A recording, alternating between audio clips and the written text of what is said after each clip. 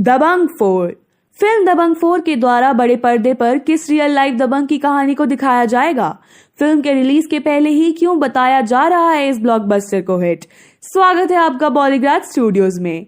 चुलबुल पांडे तो आपको याद ही होंगे और आप में से कईयों ने तो अपनी दबंग फ्रेंचाइजी के तीनों ही फिल्मी को ना जाने कितनी ही बार देखा होगा और आप ये जानने के लिए भी उत्सुक होंगे कि फिल्म का चौथा भाग कब आ रहा है।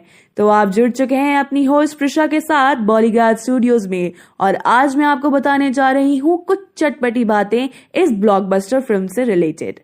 वैसे तो हमने अपनी पिछली वीडियो में आपको बता दिया था कि फिल्म के निर्माता ने पहले ही उनकी स्क्रिप्ट तैयार कर ली है और वे जल्द ही सलमान खान के साथ बड़े पर्दे पर दबंग 4 लेकर आएंगे और हो सकता है कि इस बार फिल्म की कहानी साउथ इंडियन फिल्म गोली मार से इंस्पायर्ड होगी, जिसकी कहानी भी हमने आपको पहले बताई थी।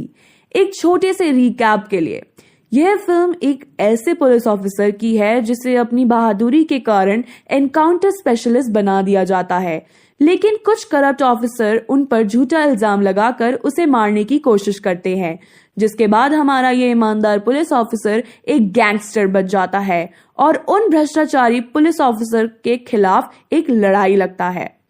यह तो थी फिल्म की कहानी, लेकिन क्या आपको पता है कि ये कहानी पूरी तरह रियल नहीं है, बल्कि एक रियल लाइफ दबंग से इंस्पायर्ड है और इस फिल्म की इस सच्चाई ने निर्माताओं को इसका हिंदी वर्जन बनाने पर मजबूर कर दिया। फिर वे कौन से ऑफिसर हैं जिनकी लाइफ एक्सपीरियंसेस फिल्मी कहानियों से भी ज्यादा थ्रिल से भरी हुई है? आज हम आपको भारत के उसी बहादुर शेर पुलिस ऑफिसर दया नायक के बारे में बताएंगे, इसलिए हमारे वीडियो को एंड तक देखें और अगर आपको ये वीडियो पसंद आए तो इसे लाइक, शेयर और सब्सक्राइब जरूर करें। दया नायक ने 1995 में बॉम्बे पुलिस फोर्स ज्वाइन किया था।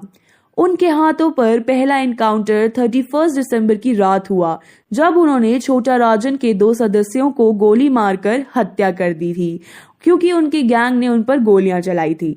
इसके बाद उन्हें गैंगस्टर्स का सामना करने वाली फोर्स में ही दाखिल कर दिया गया। यह काम इतना सरल नहीं था। 1997 में उन्हें 2 बार गोली लगी और एक गैंगस्टर ने उन्हें बुरी तरह से घायल कर दिया। हालांकि हमारे शेर दया नायक ने एक हीरो की तरह बेहोश होने से पहले उस गैंगस्टर को मार दिया था। 2004 तक में उन्होंने एनकाउंटर स्पेशलिस्ट के रूप में 83 गैंगस्टर्स को मार डाला था। नायक का मानना है कि वह एक ट्रिगर खुश आदमी नहीं है, लेकिन अधिक रक्तपात और तबाही को रोकने के लिए बदमाशों को मारना उनकी मजबूरी है। लेकिन प्रतिष्ठा का यह सफर उनके लिए इतना आसान नहीं था। उनकी कहानी की तरह ही उन पर भी कई बार इल्जाम लगाए गए, लेकिन कोई भी इल्जाम साबित ना हो पाया। इसकी शुरुआत 2003 में हुई, जब किरण तिरोडकर नामक एक पत्रकार ने दया पर अंडरवर्ल्ड से संबंध होने का इल्जाम लगाया, लेकिन कई बार जांच पड़ताल के बाद भी नायक पर यह इल्जाम साबित ना हो सका। बल्कि पता चला कि तिरोडकर के ही दुबई के छोटा डॉन शकील के साथ लिंक्स थे।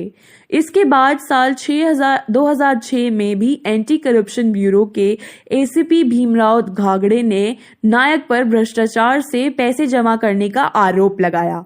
यह केस थोड़ा लंबा चला, यहाँ तक कि नायक द्वारा स्थापित स्कूल पर भी रेड पड़ी। उन पर इल्जाम लगे कि उन्होंने अपनी पत्नी और सबॉर्डिनेट के जरिए कंपनियों से पैसे हड़पे हैं। यही नहीं, उन पर स्विट्जरलैंड में प्रॉपर्टीज होने का और गोवा में पैसे ट्रांसफर करने का इल्जाम लगाया गया, जिससे उन्हें साफ इनकार कर दिया।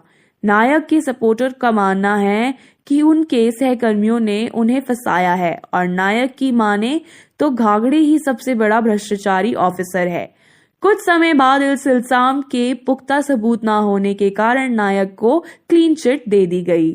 सिलसिला यही नहीं रुका, अब तक एनकाउंटर स्पेशलिस्ट हो और उस पर झूठे एनकाउंटर का इल्जाम न लगे, ऐसा कैसे हो सकता है? तो नायक भी इससे बच ना सके। 2008 के famous Sohrabuddin Sheikh fake encounter के खुलासे के बाद से ही एक केस से इनका नाम भी जुड़ा और इल्जाम लगाने वाला और कोई नहीं था बल्कि पत्रकार तिरोडकर ही थे, जिनके अनुसार नायक ही गुजरात पुलिस द्वारा एनकाउंटर में मारे गए सादिक जमाल की मौत के जिम्मेदार थे। उनके अनुसार गुजरात पुलिस ने नायक से क्रिमिनल बैकग्राउंड से जुड़े एक मुस्लिम लड़के की मांग की थी, जिसे नायक ने सादिक जमाल की शक्ल में पूरा किया। हालांकि ये इल्जाम भी 2010 में झूठा साबित हो गया।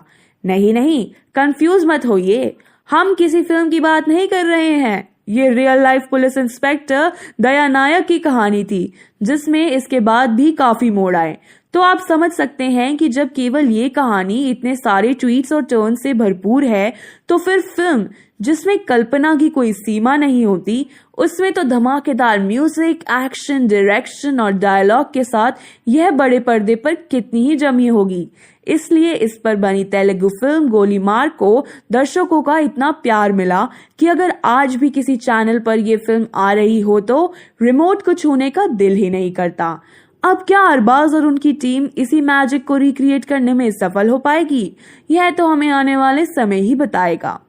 आप हमें जरूर बताएं कि आपको क्या लगता है कि क्या सलमान खान पुलिस इंस्पेक्टर दया नायक के इस किरदार को बड़े पर्दे पर बखूबी निभा पाएंगे। और भी चटपटी खबरों के लिए जुड़े रहें बॉलीग्राज स्टूडियोज के साथ। ये कहानी लिखी है बाय उपासना पांडे। शुक्रिया।